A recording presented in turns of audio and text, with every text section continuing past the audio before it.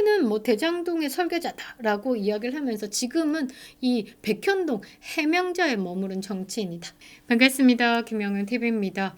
윤석열 대통령에게 공세 수위를 높여왔던 이재명이 말이죠. 26일 본인의 공직선거법 위반 2심 재판을 앞두고 침묵하고 있습니다. 그간 검찰을 향해서 날선 공방을 이어왔던 이재명이가 정작 선고를 하루 앞두고 이렇게 아무런 입장을 내지 않고 침묵을 하고 있다라는 것에 또 우려의 목소리들이 쏟아져 나오고 있는데요. 2심 재판부에 믿는 구석이 있어서 조용히 침묵하고 있냐라는 지적이 쏟아지고 있습니다. 그러니까 이재명이 말이죠. 떠들어도 지랄스럽고 입을 다물어도 지랄스럽다. 그 말은 이재명 자체가 지랄스럽다라는 것이죠. 이재명이 그간 뭐 재판 거래, 권순일 거론되면서 50억 클럽 뭐 이런 것들이 있었죠. 그러니까 이재명과 함께하는 그 부정의 세력들이 어느 구석에 존재할지 몰라서 이 이재명에 대해서 항상 의혹의 눈초리를 거둘 수가 없는데요. 이번에도 마찬가지로 재판 거래 의혹이 거론되고 있습니다. 2심 판사들의 성향이나 뭐 이런 부분에 대해서 조금 걱정을 하는 내용을 담아서 서정욱 변호사께서 이야기를 했는데 어떤 말을 했냐면요. 이재명 대표가 판사를 믿는 것 같다. 사법부를 자극하지 말자라는 것 같다. 게다가 이재명의 2심을 맡은 정재우 판사의 경우 광주 살레시오 이 고등학교가 김남국과 같은 고등학교다라는 거죠. 동성 결혼을 찬성하는 듯 진보 성향으로 분류되는 인물이다. 그러니까 이 정재호 판사가 약간 깨림직하다라고 이야기를 하는 것이죠. 또 광주 태생이다라는 것. 더더군다나 우리 법 연구회다라는 겁니다. 그래서 서정호 변호사께서 이 법원 내 정보를 좀 받아서 이 이재명이 뭔가 안심을 하고 있는 것이 아닌가 그런 이제 취지의 발언을 좀 하셨고요. 이어서 유동규 씨한테도 직접 들었다라면서 이재명이 워낙 뒷거래 유능하다 보니 이게 판결이 땅땅땅 나올 때까지 안심할 수 없다라는 것이죠. 그러니까 이 정재호 판사에게 어떤 딜을 쳤을지 모르겠다라는 겁니다. 제가 판단할 때 압도적으로 100만 원 이상의 벌금이 나올 것은 확실합니다. 이재명의 침묵은 말이죠. 사법부를 자극하지 않기 위해서 바짝 엎드렸다 정도로 저는 해석을 하는데요. 2심 심판대에 선 이재명 대선 출마가 가능할까요? 감히 꿈을 꿀 수 있을까요? 이 찢어 발기는 동호 아버지 과연 대선에 출마할 수 있을까? 자, 허위 말장난 한 번으로 사라질 수 있는 겁니다. 이재명의 정치 인생이 결정되는 순간 26일 내일입니다. 서울고등법원에서 열릴 2심 선고. 그 판결 하나가 그의 대선에 대해서 출마를 허락할지 정치 인생의 종지부를 찍을지 결정하게 되는 것이죠. 내일 있을 이재명의 2심에 대해서 분석을 해보겠습니다. 구독과 좋아요 버튼 꼭 눌러주시고요. 끝까지 시청 부탁드리겠습니다. 큰 힘이 되고 있습니다. 자, 이재명의 문제는 뭐겠습니까? 그냥 전과 사범 깔고 시작한다. 그러니까 약간 도덕성, 그 다음에 이 공직자로서의 윤리, 이런 기본적인 부분에 대해서는 그냥 기대를 하지 말아야 된다. 이렇게 생각을 하는 게 일단은 마음을 덜고 시작합니다. 그리고 이재명이 뭐가 문제냐? 말을 쉽게 하는 거죠. 거짓말도 쉽게 하고요. 그러니까 상대방에 대한 배려보다는 본인에 대한 배려가 꽉 찼기 때문에 거짓말을 쉽게 한다. 그리고 거짓말을 계속 반복하다 보니까 그것이 진실이 되고 있는 삶을 사는 것이다 라는 겁니다. 자, 이재명이 말이죠. 공직선거법상 허위사실 공표 혐의로 기소가 됐습니다. 2021년에 말이죠. 대선 당시에 방송에 출연해가지고요. 고 김문기 차장과의 관계를 부정했습니다. 그리고 국토부 협박으로 백현동의 용도 변경을 했다라고 주장을 했습니다.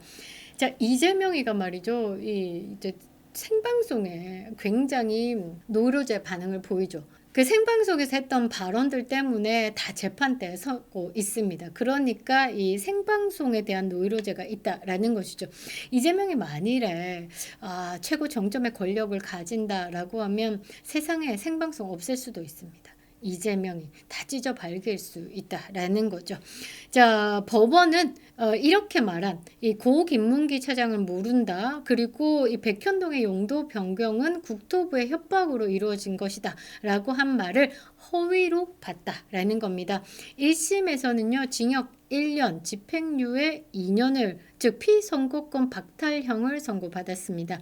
지금 2심에서는 검찰 구형이 1심과 같았죠. 그러니까 26일 내일은요, 이 판사님들이 판결을 하는 겁니다. 검찰은 이렇게 때려 주십사. 2년, 징역 2년에, 아니, 깜빡 50년 때려 주십사. 이렇게 하면 법리적인 검토를 해서 이 재판관들은 적당한 선에서 움직일 거다. 그런데, 이 검찰의 구형, 그리고 징역 1년에 집행유예 2년을 선고받은 1심을 완벽히 뒤집기에는 새로운 증언이 터졌다라든지, 새로운 증인이 나왔다든지 그런 게 없고, 그냥 그대로 진행된 거죠. 뒤집힐 상황은 없다라는 것이죠. 그러니까 김동연 판사처럼 이상한 판결을 하지 않으면 이 1심에서 이 피선고권 박탈형 그대로 유지가 된다라는 것이죠. 그 위증교사에서 김동연 판사가 뭐라고 했죠? 위증을 받아서 위증을 한 김진성 씨에게는 벌금형 500만 원을 때렸고, 자, 위증을 한 이재명에 대해서는 무죄를 선고했습니다.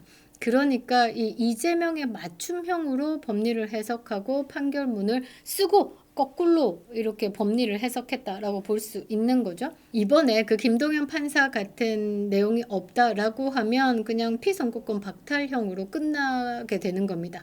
대법원에 간다고 한들 석 달 정도만 시간을 번다라는 거지, 사실 대법원은요, 법률심이거든요. 2심에서 법률적으로 판결을 이렇게 난 부분에 대해서 맞나 안 맞나에 대한 판결을 이제 보는 거지, 그거를 뒤집겠다, 새로운 것에 대해서 뭐 증인과 증언을 받아서 판결을 다시금 하겠다, 이게 아니다라는 거죠. 자, 대법원에서 확정될 경우에는 향후 10년간 선거에 출마를 할 수 없습니다. 정치인들에게 10년은 꽤 크다라는 거죠. 잊혀집니다.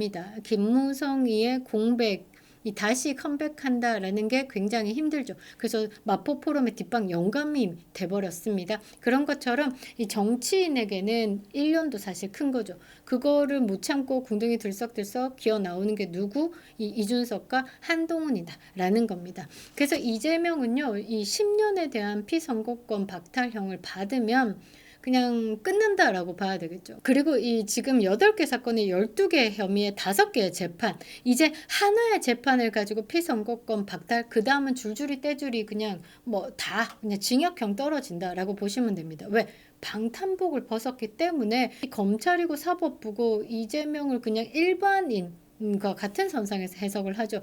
사실 만인이 법 앞에 평등해야 되는데 지금 대한민국의 법은요, 이제 만인에게 평등하지 않습니다. 응급 헬기도 목숨의 차등을 둬가지고 뭐 부산에서 서울까지 날라다니고 하는 판이죠.